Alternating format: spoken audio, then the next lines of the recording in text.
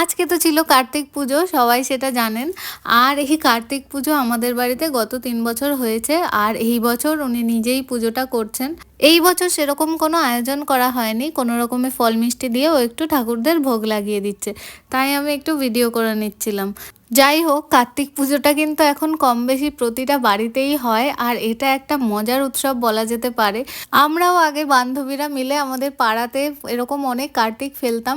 আর সেগুলো কিন্তু এখন খুবই মিস করি। আর এইগুলো করতে না বেশ একটা মজা লাগে। আর এখন তো সবাই গান বাজিয়ে বাজি ফাটিয়ে কত রকমভাবে কার্তিক ফেলে আসে।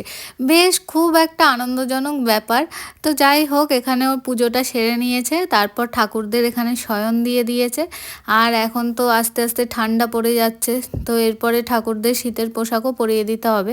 পুজো করার পর ঠাকুরমশাই কিন্তু একদমই পালিয়ে যায়নি, এখানে ঘরদোরটাও মুছে পরিষ্কার করে দিচ্ছে। ভিডিওটি কেমন লাগলো অবশ্যই জানাবেন, ভালো লাগলে লাইক করে দেবেন। বাই।